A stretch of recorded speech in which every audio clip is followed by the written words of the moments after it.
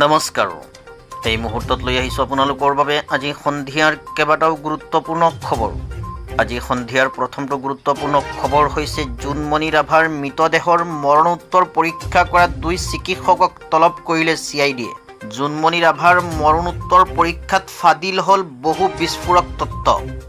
জোনমণি ৰাভাৰ দুৰ্ঘটনাৰ পাছতে তেওঁৰ মৃতদেহটো জখলাবন্দালৈ লৈ যোৱা হৈছিল। তাৰ পাছতে নগাঁও অসামৰিক চিকিৎসালয়লৈ লৈ যোৱা হয় আৰু তাতে মৰণোত্তৰ পৰীক্ষা সম্পন্ন কৰা হয়। জানিব পৰা মতে মৰণোত্তৰ পৰীক্ষাত দেহৰ কেইবা ঠাইতো আঘাতৰ চিন, মূৰৰ পাছফালে আছিল গুৰুতৰ আঘাতৰ চিন। আঘাতৰ বাবে প্ৰচুৰ ৰক্তক্ষয় হৈছিল জোনমণি ৰাভাৰ। আঁঠু, ভৰি, কঁকাল, তলপেটত স্পষ্ট আঘাতৰ চিন। পিঠিৰ কেইবা ঠাইতো কামিহাড় ভঙাৰ তত্ত্ব পোহৰলৈ আহিছে মৰণোত্তৰ পৰীক্ষাত। লগতে মৰণোত্তৰ পৰীক্ষাৰ প্ৰতিবেদনৰ তথ্য অনুসৰি মৃত্যুৰ সময়ত মগজুৰ ৰক্তক্ষৰণ আৰু হৃদযন্ত্ৰৰ ক্ৰিয়া বন্ধ হৈছিল জোনমণি ৰাভাৰ। SI জোনমণি ৰাভাৰ মৃত্যু সন্দৰ্ভত পোহৰে আহিছে ন তথ্য। এইবাৰ জোনমণি ৰাভাৰ মৃতদেহ মৰণোত্তৰ পৰীক্ষা কৰা 2 চিকিৎসকক তলব কৰিছে CIDয়ে। চিকিৎসক গোপাল চন্দ্ৰ ৰয় আৰু ডাক্তৰ জুনাইদক মৰণোত্তৰ প্ৰতিবেদনৰ টেকনিকেল কথা জানিবলৈ তলব কৰিছে CIDয়ে। আজি সন্ধিয়াৰ আন এটি গুৰুত্বপূৰ্ণ বাতৰি হৈছে আজি অনুষ্ঠিত হৈছে অসম চৰকাৰৰ কেবিনেট বৈঠক। ডক্টৰ হিমন্ত বিশ্ব শৰ্মাৰ অধ্যক্ষতাত আজি অনুষ্ঠিত হয় কেবিনেট বৈঠক।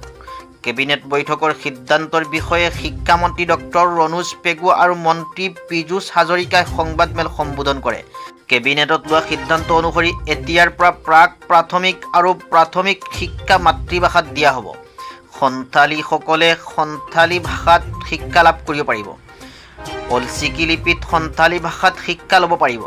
ইয়াৰ লগতে মাইক্ৰ ফাইনেন্সৰ ক্ষেত্ৰত যিসকলৰ ঋণ 25,000 টকা আছিল সেইসকলক তৃতীয় পৰ্যায়ত ধৰা হ'ব। তেওঁলোকৰ ঋণ পৰিশোধ কৰা হ'ব। ইতিমধ্যে 1600 কোটি প্ৰথম পৰ্যায়ত, 190 কোটি দ্বিতীয় পৰ্যায়ৰ ঋণ পৰিশোধ কৰা হৈছে।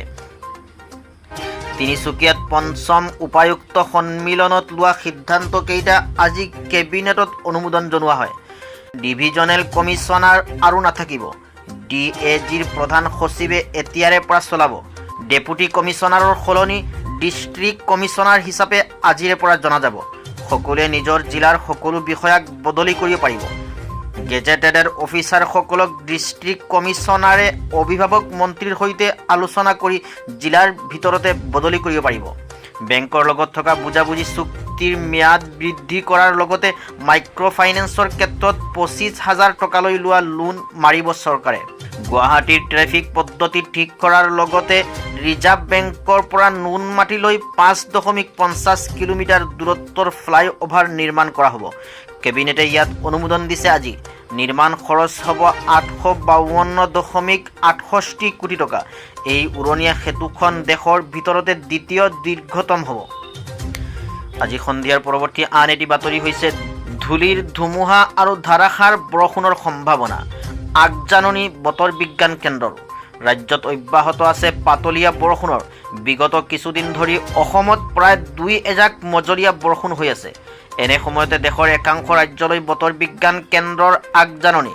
2 এদিনতে আহিব পাৰে ধাৰাসাৰ বৰষুণৰ লগতে বজ্ৰপাত আৰু ধূলিৰ ধুমুহা। উত্তৰ পূৰ্বাঞ্চলত পাতলীয়া অথবা মধ্যমীয়া বৰষুণৰ সম্ভাৱনা থকা বুলি বতৰ বিজ্ঞান কেন্দ্ৰই উল্লেখ কৰিছে। অৱশ্যে অসম আৰু মেঘালয়ত ধাৰাসাৰ বৰষুণ হোৱাৰ সম্ভাৱনা আছে। আনহাতে দক্ষিণ পশ্চিম মৌচুমী বায়ুৱে ঘণ্টাত 48 কিলোমিটাৰ বেগেৰে দক্ষিণ বংগোপসাগৰ, দক্ষিণ আন্দামান সাগৰ আৰু নিকোবৰ দ্বীপৰ কিছু অংশলৈ গতি কৰাৰ সম্ভাৱনা থকা বুলি বতৰ বিজ্ঞান কেন্দ্ৰই আগজাননী দিছে।